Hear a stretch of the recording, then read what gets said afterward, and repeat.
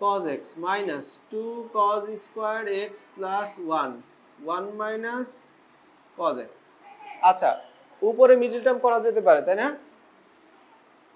1 plus cos x minus 2 cos squared x 1 minus cos x। আচ্ছা, 2 একে 2 এখানেই করা যায়। 1 plus 2 cos x minus 2 cos squared x 1 minus cos x। তাহলে এখানে কত হবে? উপর থেকে 1 কমন নাও, 1 plus 2 cos x minus cos x common নিলে কত হবে?